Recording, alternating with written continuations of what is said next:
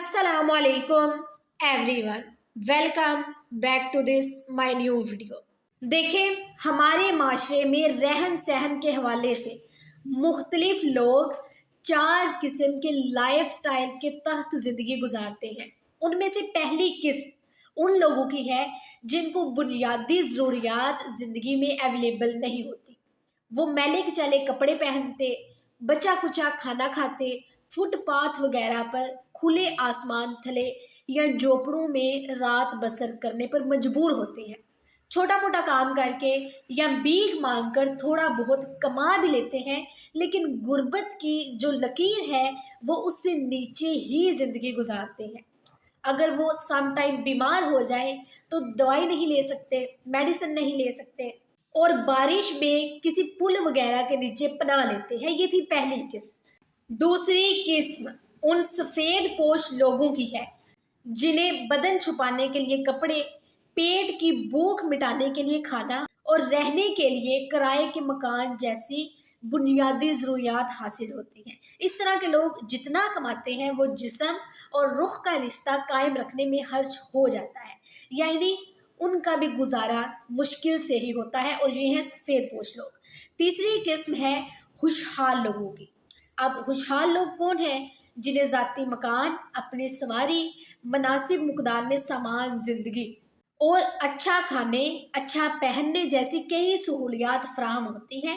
ये अपनी कमाई में से कुछ ना कुछ जमा भी करते रहते हैं और आहिस्ता आहिस्ता सहूलियात ज़िंदगी बढ़ाते चले जाते हैं। यह है तीसरी किस्म। अब चौथी किस्म उन लोगों की है जो अमीर और मालदार लोगों की है, जो पुरसुकून ज़िंदगी गुजारते हैं। बड़ी बड़ी कोठियाँ, आलिशान बंगले उनका रेसिडेंस होते हैं, जहाँ ऐश और इशरत का सामान वाफर होता है।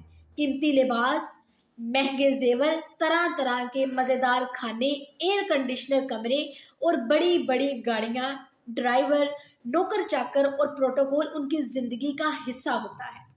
हज़रत सैयदना रहमतुल्लाह ने एक दिन अपने बारौनक घर को देखा तो खुश हो गए, मगर फिर उसी टाइम फौरन उन्हें रोना शुरू कर दिया और फरमाया, ए खूबसूरत मकान, अल्लाह ताला की कसम, अगर मौत ना होती तो मैं तुझसे बहुत खुश होता, और अगर आखिरकार तंग कब्र में ना जाना होता तो दुनिया और उसकी रंगीनों से मेरी आंखें ठंडी होती।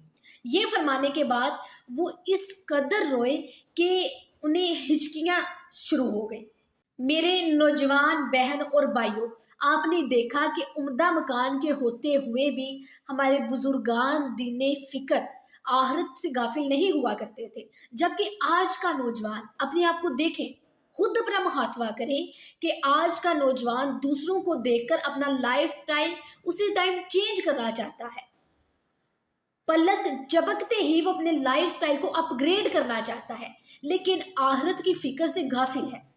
और मैं आपको ये बता दूं कि किसी का उम्दा रहन सहन देखकर दिल छोटा नहीं करना चाहिए। इस हवाले से हमारे बुजुर्गों का कैसा अच्छा जहन होता था वो हम इस रवायत में देखते हैं। चुनाचा हज़रत सैयदना रहमतुल्लाह फरमाया करते थे, मालदार भी खाते हैं और हम भी खाते हैं, वो भी पीते हैं और हम भी, वो भी लिबास पहनते हैं और हम भी पहनते हैं। उनके पास बहुत सारा माल होता है जिसकी तरफ वो भी देखते हैं और हम भी देखते हैं, मगर उनके माल का हिसाब सिर्फ उन्हीं से होगा और हम उस हिसाब से आज़ाद होंगे, है ना।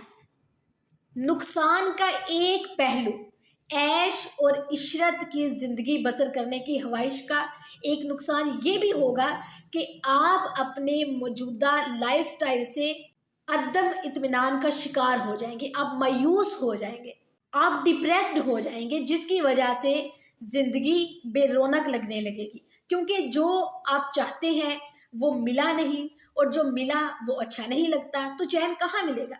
अब वो पंजाबी में बोलते हैं ना, किसी की रीस ना करें, किसी की रीस यानी नकल या किसी की कॉपी ना कीजिए कि फ़लाँ के पास ऐसी सवारी है तो मैं भी ऐसी लूँगी, फ़लाँ के पास ऐसी गड़ी है, ऐसा लिबास है, ऐसे जूते हैं, मैं भी वैसे ही लूँगी।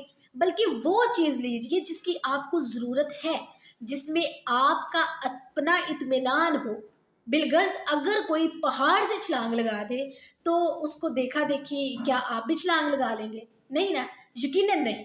تو یہی اصول اپنی عملی زندگی میں امپلیمنٹ کر لیجئے اور یاد رکھیے کہ چادر دیکھ کر پاؤں پھیلانا ہے، اور یاد رکھیں کہ ترقی کی خواہش اور اس کے لیے کوشش بری بات نہیں ہے، ہر انسان کرتا ہے، یہ جائز ہے، اور جب کہ جائز طریقے پر ہو اور انسان اپنی آخرت سنوارنے کی بھی فکر کرے۔ لیکن اگر شیطان آپ کے دل میں رشوت، چوری، فراڈ، سود، لوگوں کی زمینوں پر قبضہ کر کے پیسہ کمانے اور عیش کرنے کا وسوسہ ڈالے تو فوراً لاہور شریف پڑھ لیجئے اور اپنے رب کی رضا پر راضی رہیں، اسی میں ہماری بہتری ہے اور اسی میں ہمارے دلوں کا سکون ہے۔